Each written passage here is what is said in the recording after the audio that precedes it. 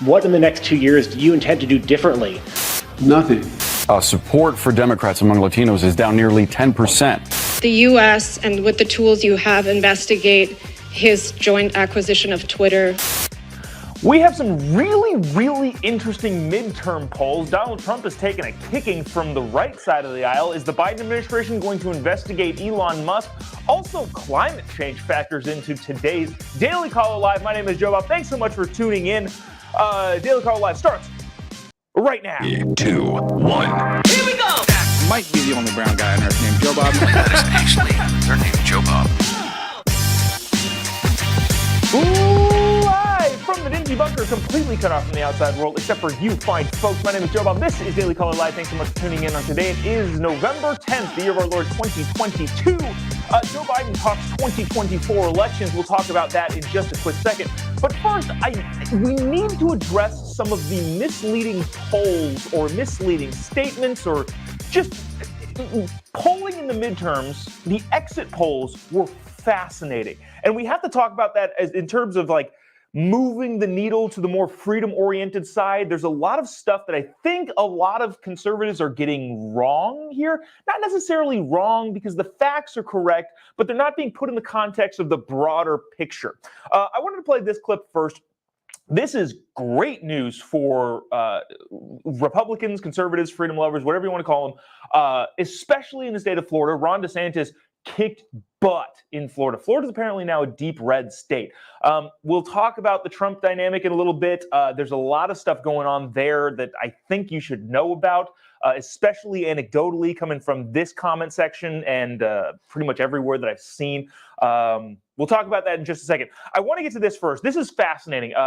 There's this sort of stuff, and then I really want to get into some of the numbers on how people voted and which direction they went. So check this clip out. We'll talk about that on the other side. Also, if you haven't already, we'd really appreciate it. I see a couple thousand of you watching this across all of the different platforms.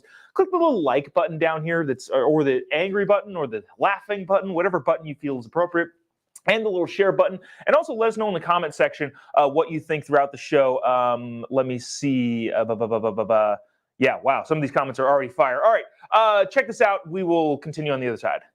That's something I've heard from a lot of Democratic voters. They feel that the party is taking them for granted, the ones that have switched over to Republicans. I just wanted to point out quickly, nationally, if you look at exit polls, support for Democrats among Latinos is down nearly 10% from where it was in 2018, and specifically among Latino men, an 11-point bump for Republicans. So concern, if I could, the concern quickly isn't just that this is happening broadly across the map. It's who it's happening with. It's not just Cuban Americans in South Florida, a demographic I know very well.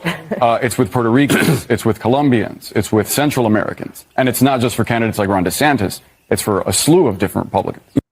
Yeah, so that is a huge breakaway from the norm, especially when it comes to voting. Latinos have primarily been seen from Democrats as stable votes, but they are moving very much to the right side of the aisle. I would venture to guess the reasoning for that is the Latino culture is very religious oriented and very structured in terms of their family hierarchy, and they're not huge fans of Democrats, liberals, leftists, wokeists, whatever you want to call them, saying that no, your kid's kindergarten teacher is going to decide whether or not they're a boy or a girl or whatever it is that they think they are. I would imagine a vast majority of people from a very religious population are going to be like, oh yeah, that's totally cool. But here's the thing that I think was fascinating about this whole just dynamic of, well, okay, let me get to this first. Here's how the polls broke out, exit polls, by the way. And by the way, just so you know, we are talking about exit polls. Exit polls are literally people standing at the exits asking people how they voted. Can people lie? Yes, they can. But a lot of people were polled, so, take this for what you think it is. Married men broke Republican by 20 points. Married women broke Republican by 14 points. Unmarried men broke Republican by 7 points. What that means is there is a 20-point gap between married men who voted Democrat versus married men who voted Republican. Again, 20 points for married men, 14 points for married women, 7 points for unmarried men. But check this out, and this is not super surprising. Unmarried women broke Democrat by 37 points. There's a reason I would imagine a lot of the, conservative circles are talking about people getting married and having families, which, one, the first things first, anthropologically, sociologically, that's just better for you. You're just going to be happier as a married person. So that's, I might be biased because I really, really like my wife and our whole situation. But it's just better life plan for you. They just go that direction. But at the same time, pretty clear that married couples who are doing things on their own, forging a path in the world for themselves, are going to look at the government structures and go, yeah, I don't want them doing anything for me. Whereas it seems like unmarried women are continuing to vote Democrat. There's a whole reason psychologically why that happens. There was a big piece, where was it? It might have been the New York Times talking about the manipulation of people's minds and why certain individuals might be more susceptible to not exactly the most articulate arguments when it comes politically. But I thought that was fascinating. Unmarried women are the ones who have really, really swung Democrat. Okay, this, though, is a poll, or this is a number that I think has been overplayed statistically in terms of how people are talking about this. There has been a lot of talk, including on this show and with people I talk to and engage with on a daily basis, media type people who really, really are into this type of topic. Gen Z voters. How did Gen Z vote? Now, one of the big tweets that were going around with Republicans that are very, very scared of the new Gen Z voting class coming through the ranks was something along the lines of, and I didn't have the exact tweet up, but it basically said Gen Z overwhelmingly voted for Democrats plus 28. Meaning that Gen Z, the gap between Democrat voters and Republican voters in this Gen Z demographic, the 18 to 29-year-old demographic, was a whopping 28-point difference leading to the Democrat side. Now, there's a lot of people that are very, very concerned about that statistic, and they should be. However, we need to put it in the context of how young voters have continually voted in past elections, but also in most recent elections. That 28% number doesn't look as bad when you compare it to the 2018 midterms. When you're looking at the 28% number of young people in the 18 to 29 demographic voting 28% Democrat, look at it based on the 2018 midterms, in which that same demographic voted 35% Democrat, which, again, considering a lot of people are very concerned about this demographic going to the left, it actually seemed to kind of move towards the right, according to exit polls. So should you be concerned about that big of a gap? Yes. But in all reality, statistically, when you look at it from the last midterm to this midterm, it would appear that Gen Zers are kind of moving to the right side of the aisle, which to me is heartening. It seems like a good news, not necessarily bad news all the time, because a lot of people, especially on the internet, are looking at it like that. Here's another interesting statistic. This, I think, is from CNN. It says, we estimated 50% of young people ages 18 to 39 voted in the 2020 midterm, which is a remarkable 11-point increase from the 39% in 2016. Okay, so differences. There's a difference between a midterm and a presidential. I know you know that. I know that you're aware of that. But people have to recognize there is a big difference between a presidential election and a midterm election. Statistically speaking, there's a much, much bigger turnout in a presidential election because, and this is crazy that this happens, the president, the big top dog of the American government, is on the ballot. And for some reason, every 2 years, even though those elections are just as important, people just don't show up because they don't know about it, because most people aren't as connected as those of us who are into this sort of thing every single day. Probably like you who are watching every single day, I would imagine. If you're watching this show on a routine basis, you're probably a high propensity voter. But anyways, in the 2016 presidential election, 39% of people in that young demographic showed up, and 50% showed up in the 2020 election. However, in 2018, the last midterm, an estimated 27% of the youth age demographic, 18 to 29, cast their ballots in the midterms. This year, 28% in 2018. This midterm was 27%. So even though people are screaming about a 28% gap between Republicans and Democrats in the younger demographic, not only is that better than 2018, but less of them are voting, which I'm not saying that's a good or a bad thing. I'm just telling you it is what it is. 28% voted in 2018 in that demographic, and 27% voted in 2022 in the midterm elections. So bottom line here, what I'm trying to get at is that in the case of people going on Twitter and saying, thanks, Gen Z, for overwhelmingly supporting Democrats, well, they always do. The youth vote tends to always go to the lefty side of the aisle. There's a great saying that I feel like is so true that it's attributed to Winston Churchill, and I'm sure you've heard it before. If you're not a liberal in your 20s, you have no heart. If you're not a conservative in your 30s, you have no brain. And I would imagine that that's going to stay consistent from time until the end of time. So anyways, just so when you see that sort of stuff saying 28 plus D voting in the young demographic, just know that that is not out of the ordinary. And in fact, compared to the 2018 midterm, it's actually a win because it was a 7-point swing to the Republican side or to the conservative side for Gen Z voters. So there's that. Let's see. All right, I want to get to this. Here is Joe Biden talking. He's asking whether or not he's going to run. I would bet a bagajillion dollars that he's not going to run, and that seems to be apparent to everybody. But he was asked about that in a press conference yesterday. And here's what he said. If you haven't already, would appreciate you clicking the little like button and the little share button down here. Would really appreciate it. And I try to be fair in all of these conversations. Obviously, I have a perspective, but I think the conversations that we have here, especially in the comment section, are pretty good and pretty good depiction of where the country is headed. Check this out, and I will talk on the other side. Early next year, or what's your thinking? My guess is, I hope Jill and I get a little time to actually sneak away for a week around between Christmas and Thanksgiving. And my guess is it'd be early next year we make that judgment. But it's my plan to do it now. I mean, but, This is, whoops, that's a different thing. Yeah, let's go back to this.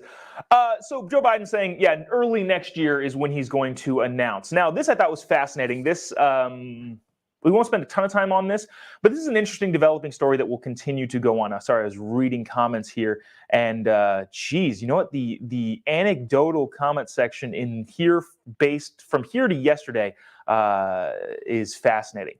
All right, listen to this. This is also Elon Musk potentially being investigated by the Biden administration. Well, I have some interesting thoughts on this too, because, well, okay, let me just play this clip and then we'll talk about it. Watch this. Musk is a threat to U.S. national security, and should the U.S. and with the tools you have investigate his joint acquisition of Twitter with foreign governments, which include the Saudis?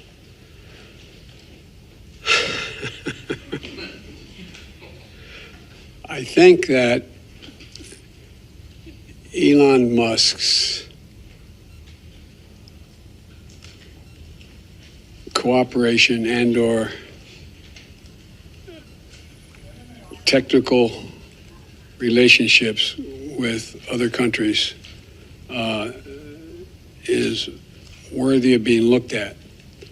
Whether or not he is doing anything inappropriate, I'm not suggesting that. I'm suggesting that worse. Okay, we don't need to listen to all of that. That's just the president continuing to ramble on about whether or not he's going to investigate Elon Musk. It is interesting. It is interesting that Elon Musk has partners in the Twitter purchase from Saudi Arabia. I'll be completely honest, that seems potentially problematic. But also, Matt Taibbi, who noted lefty, is not a fan of this at all. Okay. So it seems like in the comment section, we've got a lot of commentary going on here. And this Chiron might now be wrong. In my anecdotal opinion, looking on pretty much every comment section, every chat room, Twitter thread, all of this sort of stuff is indicating that the tide has shifted for Republicans and the former President Donald Trump.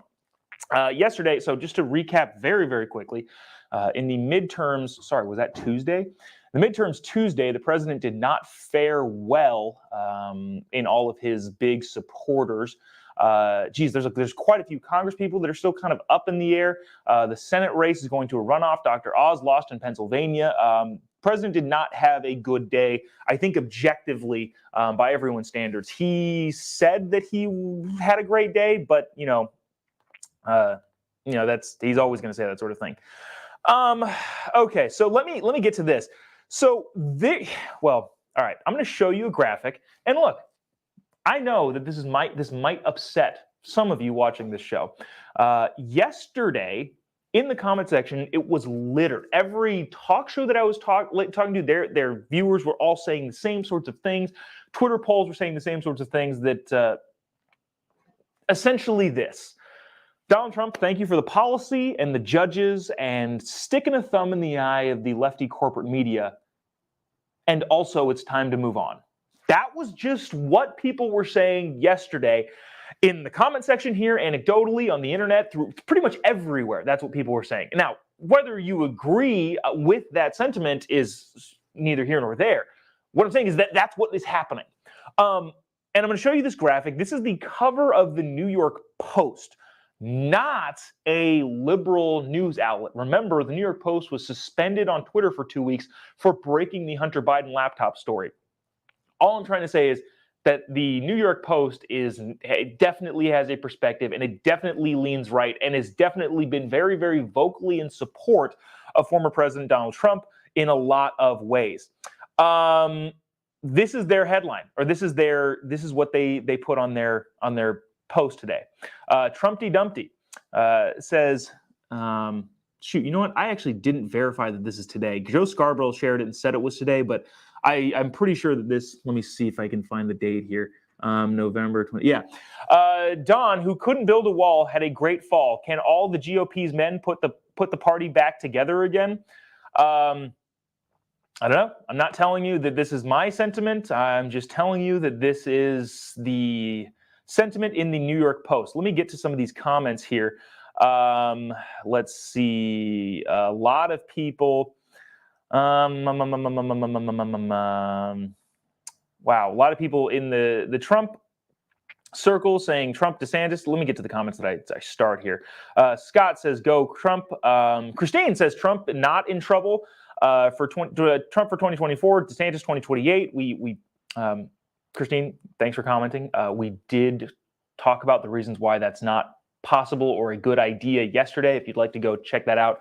Essentially, Ron DeSantis is going to run in 2024, whether anybody likes it or not. It's his time. He's got to. And by his time, I'm not saying, oh, he needs to be coordinated into this. No, just it makes sense because he's the sitting governor of a very, very popular state. It would be stupid for him not to run. But we went into that a little bit more detail. Bebe said, vote for Trump. Don't be misled. Connie says, go Trump. Michael says, Trump 2024. Let's see. Sarah says, Trump 2024. Steve says, DeSantis Trump. Interesting. In the comment section, I'm telling you, yesterday, it was very, very, very different. Kelly says, Trump 2024. I'm not really seeing any DeSantis here. If you're in support of DeSantis kind of being the new era, now just keep in mind too, DeSantis had a great night yesterday in Florida, flipped congressional districts that went Joe Biden by like 15 points, especially in the south of Florida. Let's see. Wow, some of these comments are coming in here too. Scott says Trump needs to step aside. That to me is where the conservative area is going. All the guys from the Daily Wire are saying the same thing. Look, and again, this is not at all trying to be disrespectful or disloyal. It's basically saying, Trump, thanks for the policies, the judges. Nobody was talking about border immigration. Nobody was talking about how bad NATO is. There were so many things that Trump did that was super great for the country. But a lot of people saying that DeSantis is the veracity of Trump with also self-control. A lot of people are still kind of saying this too. Chris says Trump 2024, Ron 2028. Again, I don't know that that's the best political move. Shira, sorry if I'm mispronouncing that, says DeSantis in 2024. Jeffrey says DeSantis is where we have to go. Lana says Trump 2024. So again, this is kind of littered. This is where, all right, let's have a heart-to-heart, come to Jesus moment. We need to be voting on policy, people. I'm not a big fan of personalities in politics. I'm a big policy person. I am a more freedom, less federal government type of individual because, as I've said this many times before, the federal government or the government in general is bad at doing things and therefore should do less things. That being said, you do need a leader type person, and I think in a lot of ways, both of the front runners for the Republican Party can do that very well. But at the same time, if you're looking at it from a policy perspective first and not a personality thing first, it would be pretty evident that the younger, more popular at the moment candidate should probably take the reins. And what I don't want to see happen is the conservative side of the aisle have the same problem that the liberal side of the aisle has. Now, get me wrong, this I've said this many times. It seems that we are four parties trying desperately to act as two parties. The left side of the aisle has this other crazy side. They've got the crazy woke side of their party that's constantly butting heads with the more normal liberal side of the aisle. Now, I know a lot of you people are going to be irritated with me saying that, but there are normal liberals. Like Bill Maher is a perfect example of somebody that I disagree with policy-wise, but he's also a realistic person and understands that you can't have dudes playing sports with women. That's just not something that you should do. So they have that whole side of their political sides, just the wokes versus the normal liberals. And now what it looks like is going to have happen and the Republican side is you've got the 30% of super Trump loyalists that is his base that are going to be fighting with the let's get some new blood in there. Let's make sure we focus on policies instead of personality people. And it looks like they're going to go fighting, which I don't know. I don't know how we come out of this, and I hope it comes out cohesively. And honestly, what I would love to see if this were to be the gearing it up, DeSantis versus Gavin Newsom would be a fantastic, fantastic presidential run. And by that, I mean, I would love to put Ron DeSantis up, who is a very, very smart guy, up against Gavin Newsom, who is a very, very dumb guy. He's not a dumb guy. He's not as good as articulating his argument when DeSantis has all the facts on his side and Gavin does not. But anyways, that's going to be the big issue going forward, especially getting into 2024. And not to leave this unsaid, how on earth are we talking about the 2024 election literally 2 days after the 2022 midterms? I don't know. Victoria says, how about Trump / DeSantis? As if Trump would run at the top of the ticket, DeSantis would be his vice president. Not to poo-poo on your parade there. That just doesn't make any sense. Trump would not want to do that. Let's just say hypothetically, if Trump came out with a nomination, he would not want to do that because Florida is a reliably red state now. He doesn't have to worry about it. He would very much pick a vice president from a swing state that would make a difference in the Electoral College. And I don't think DeSantis would actually want that job. And if it were the other way around, if DeSantis went out with the nomination, there's no way he would pick Trump. That's just not, it just wouldn't make sense for him to do so. So unfortunately, I don't think that's a good, viable way to do things. So there is that. We'll continue to keep an eye on that, as we go forward. What have I not gotten to here? Speaking of elections and stuff, we talked about Joe Biden not saying that he's not going to run. Wow, see, okay. Sometimes I try to figure out where to go with these sorts of conversations because look, there's this comment from Arthur. Sarah Huckabee Sanders would be I'm assuming he's thinking would be a great vice presidential pick for either Trump or DeSantis. Policy-wise, yeah, absolutely. Yeah, that would be great. At the same time, Arkansas is reliably red, so it wouldn't necessarily make sense to pick somebody from a state that you're already going to get in hopes of the vice president helping you to get to the Oval Office.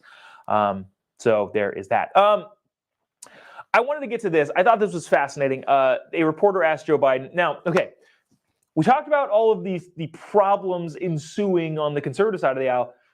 Remember, Democrats have bigger problems, because this is fascinating. I want you to watch this clip, and then we'll talk about how the midterms not being a landslide for Republicans are going to, or at least have possibly pretty badly damaged the Democrats on the aisle. Check this out. This is Joe Biden being asked what he would change when it comes to how they're running the country, given the results of the 2022 midterms. Watch this. This is fascinating. Check it out. You mentioned that Americans are frustrated, and in fact, 75% of voters say the country is heading into the wrong direction despite the results of last night. What in the next 2 years do you intend to do differently to change people's opinion of the direction of the country, particularly as you contemplate a run for president in 2024? Nothing, because they're just finding out what we're doing. The more they know about what we're doing, the more support there is. Do you know anybody who wants us to get rid of the change we made on prescription drug prices and raise prices again? Do you know anybody who wants us to walk away from building those roads and bridges and the internet and so on? I don't know. I think that the problem is the major piece of legislation we passed, and some of it bipartisan, takes time to be recognized. Okay, so spent a lot of time talking about the problems in conservative sides of the aisle, of which direction they're going to go. But this is very, very bad for the Biden administration and lefties in general.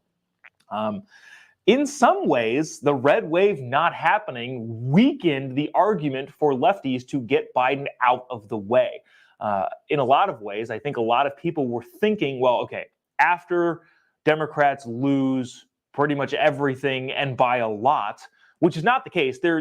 Republicans might, maybe, possibly, maybe get the Senate and barely squeeze through the House.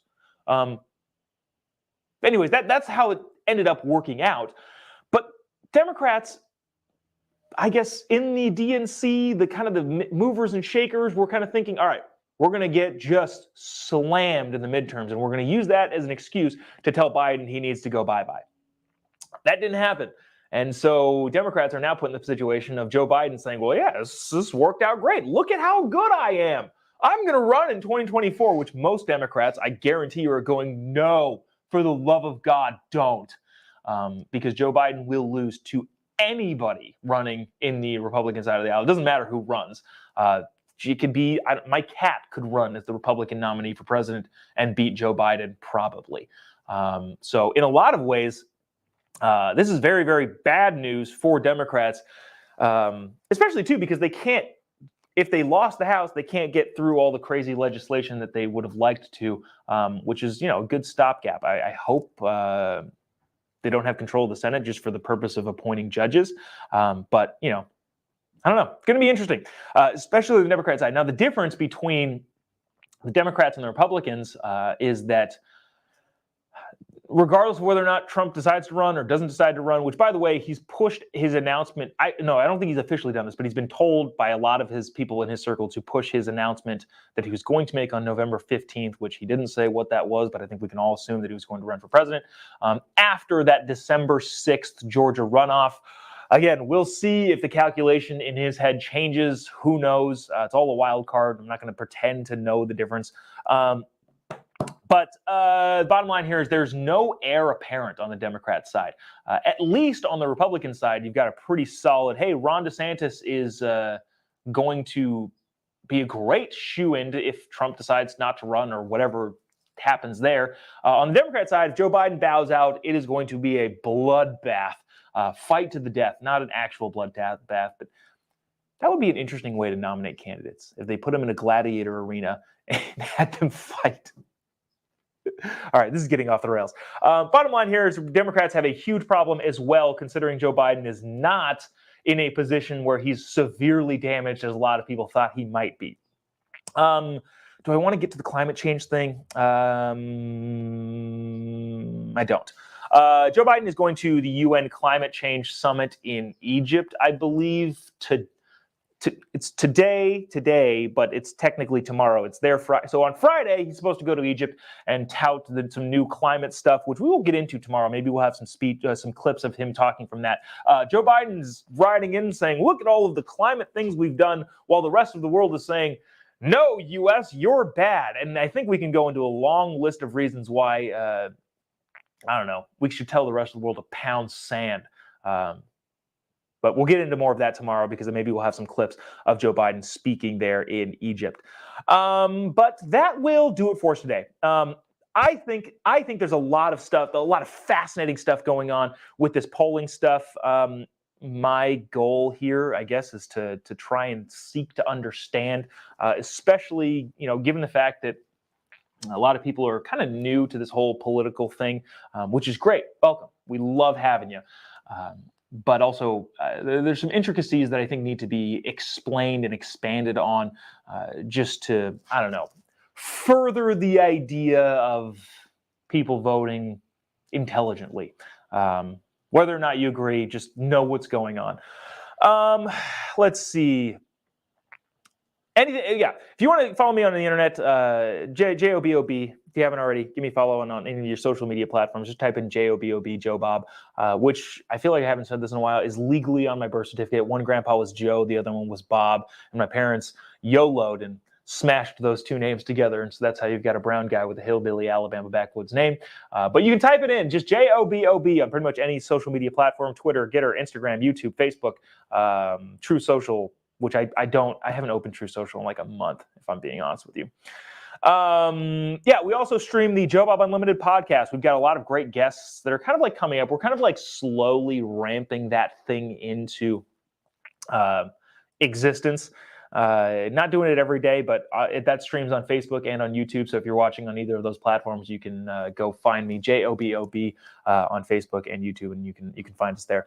That's going to do it for us. If you haven't already, I know there's more of you watching right now that have clicked the little like button. So if you feel like people need to have that fair-minded, at least I hope it is fair-minded discussion of the realities of the midterms, the polling that came from the exit polls, Trump versus Biden, Trump versus DeSantis, Biden versus his entire party, would really appreciate if you click the little like button that's right down here in this little corner right there, especially if you're watching on Facebook, and the little share button or the repost button if you're watching on Getter, or the retweet button if you're watching on Twitter.